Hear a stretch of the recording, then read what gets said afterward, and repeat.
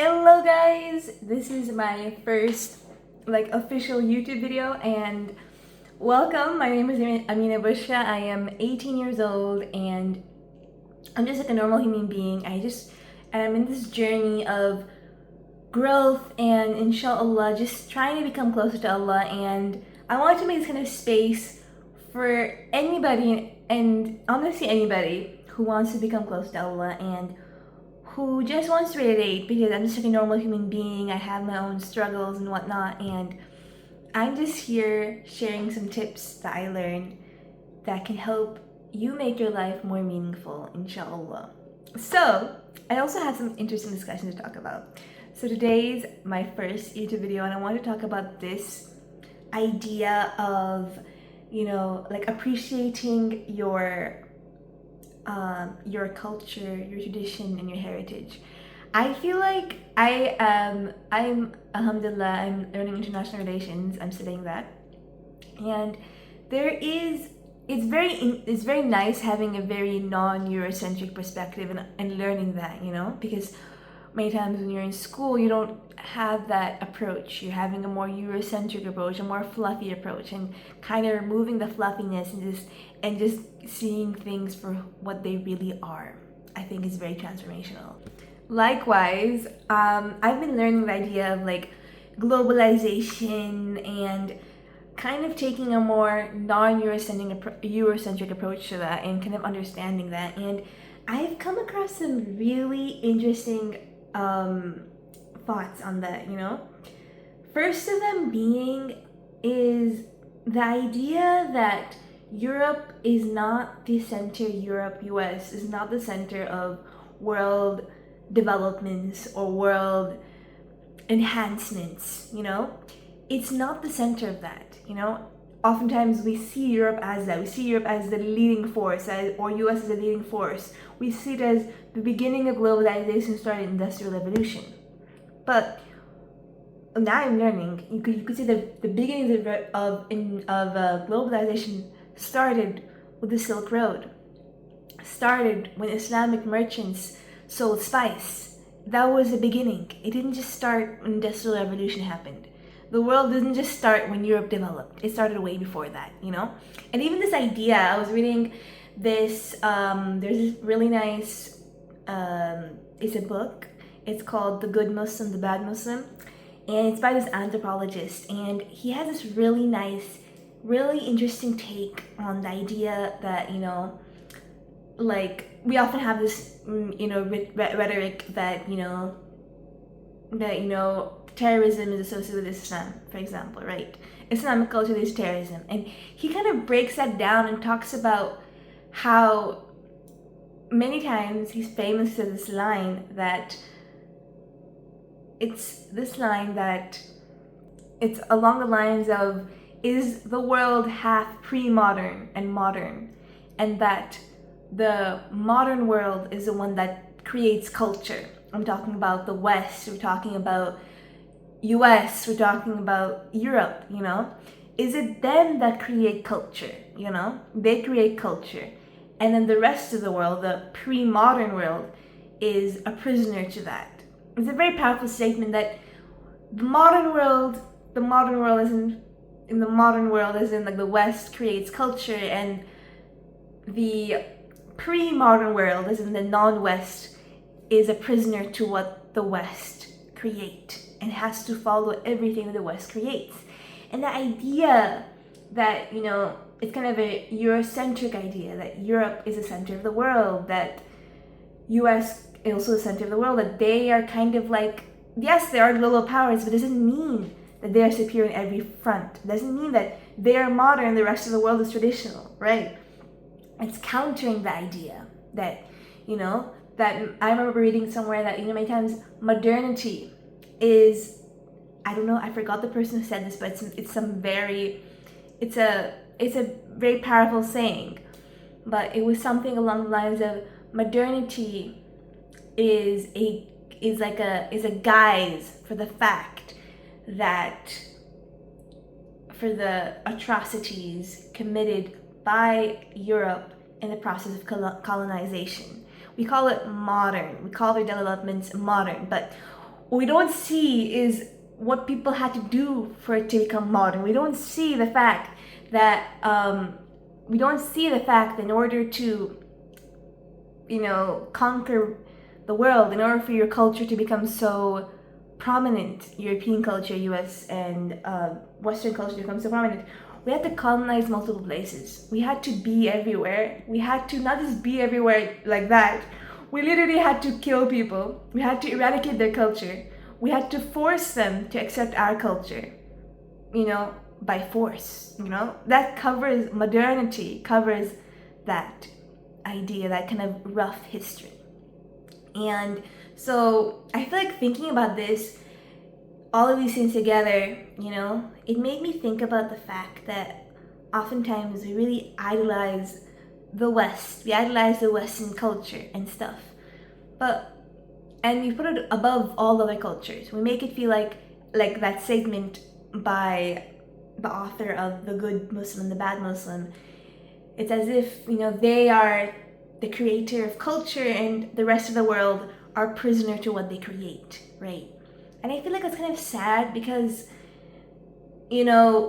why should we be a prisoner to countries that have colonized us, that have eradicated our culture? Who's to say our culture, our norms, traditions are not valuable enough simply because, a white person came one day and colonized our area and said, you should just follow what we believe is right? And I love that idea that, our cultures have value, it's removing that guise, that thinking that Europe and US are the top tier, that the rest of the world does have value. Our cultures are important, You can't tell me, let me give an example, after Islam has come, you can't tell me, way later, Europe and US gave rights for women to vote. You can't tell me suddenly that I have to conform to what Europe and US says about the way I should live my life. My religion told me that way before, and I have no reason to comply to your standard of what's right and wrong simply because you are the West, you are Europe, US, Our culture and value has equal opportunity and equal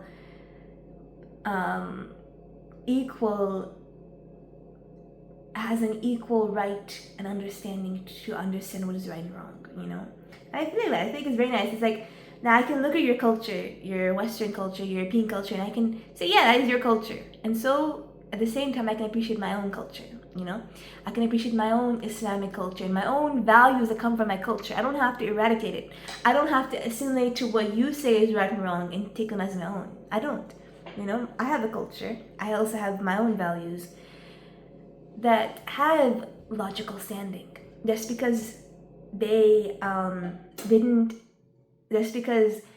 were established way before, before you decided to colonize the world, they were established, So I can follow them, and I can be assured that my value, my religion, and my culture, my religion, and I'm talking about my culture, I'm a Desi person, so my culture too, they do have weight, They do have importance. I don't have to eradicate it, I don't have to dress the way you dress. I don't have to agree with everything you say is right, because I can also have my own voice and my own right and understanding to what's right and wrong. Simply, even if not because I'm not from the West, I am from a different part of the world, right? But we also have equal opportunity and equal understanding of what's right and wrong. So I feel like it's very nice to kind of decolonize our minds and understand that, civilization and, globalization and world development didn't just happen in one part of the world, it happened all over the world, right? And thus, all of us have the ability to understand what's right and what's wrong. And yeah, it kind of creates appreciation for my own culture and my own beliefs. It's that, for example, my idea of wearing hijab, is so valuable. It's not, just because it's not norm in the West doesn't mean I stop doing it. Just because you came up with the idea of what to wear and what is acceptable to wear way later than when my religion came. Doesn't mean I have to assimilate to your idea of what is right and wrong in terms of dress, and even in terms of moral values. What you constitute as permissible in the realms of interaction with people. If you like, it's gonna go deep, but like even the way you view like relationships with people, like romantic relationships, I don't have to assimilate to the idea that love is love, and I can love anybody and act upon it in a certain way. I don't have to assimilate to that idea. I can believe my religion, which has came way before these ideas, and I can believe it, and I can still live in harmony with you, because that is your culture and norms, and this is mine. And I choose to honor my culture and norms because I believe that it has a lot of intelligence and a lot of moral grounds for what it's saying. So yeah, I feel like I want to kind of talk about the idea, just appreciating your old culture, knowing that your culture is just as important as the Western culture. You don't have to assimilate to the Western culture. I feel like a lot of us, kind of going on a rant, but I feel like a lot of us, we kind of feel like we have to like do what they do. If we're going clubbing, I have to go clubbing. Because it is more modern. It's more the way things should be. But you don't have to. Ask yourself, are these the values that you truly believe in? Are these the values that you want to see yourself having? And if so, why? Is it simply because it is the Western culture, it is modern? Because if your idea of modern, then you should kind of look up how modernity came into being and how Europe and US became so widespread through colonization, which isn't the best history, right? So yeah, I feel like it's kind of eye-opening in the sense that, I kind of started realizing, my culture, things I value as right and wrong have so much weight, And yeah, it's nice because I feel like I can look at you and you're from a different culture and I can appreciate that. And I can also appreciate my own culture, not feel the need to assimilate to yours, Because I know my culture has importance and has a lot of wisdom in it. So yeah, it's kind of what I wanted to share in this episode. I'm learning about that, and I want you to know that your culture is really valuable. Wherever you're from, your religion is also really valuable, and you don't have to change it just because some white person in the West told you that you're not modern, that you're traditional. Because at the end of the day, these are all words and these are all constructs that are made to elevate a certain part of the world over others. But doesn't necessarily mean they know truth. They know the truth, they know what's right, when other nations also knew what's right too, long before. So yeah, that's kind of my thought process. I hope it made sense to everybody. But yeah, that's kind of what the first video I wanted to make was on that, because I'm really thinking about like loving and accepting my culture, and culture isn't my Desi culture, because I'm Desi, and my values as in my Islamic values, accepting them and loving them, because like, you can say you have your values, and we live in a world where everything, you have your right to live your value, of course, you have your values to live it, and I have my values and I can live it. I don't have to assimilate to yours, I love the idea because I feel like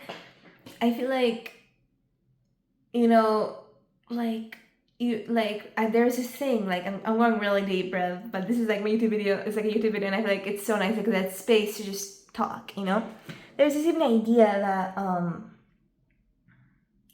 you can do whatever you want to do, Like, everybody should have the right to do whatever the hell they want, There's that saying, And before, I would agree to that, But now, I'm like, no, that's anarchy. And I'm quoting Layla K. Saleh. She is a really nice podcaster.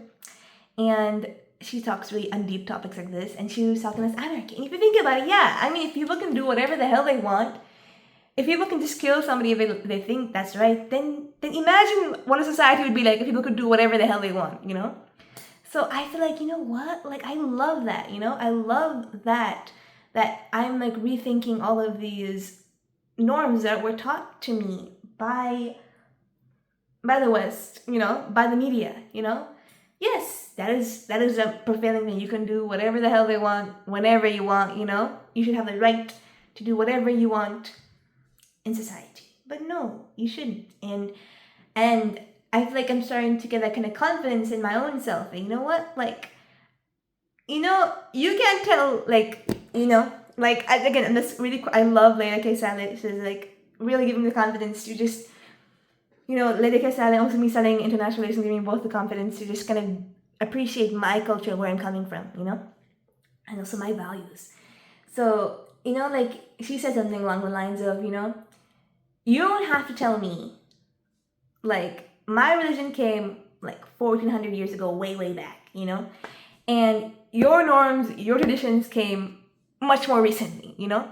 You don't have to tell me what is right and what's wrong, you know. My religion gave me my rights, gave me what's right, gave me what's wrong, gave me my peace and my purpose in life way before you decided to come and say, hey, this is what you should believe is right, this is what you should believe is wrong, this is what you should abandon, you know.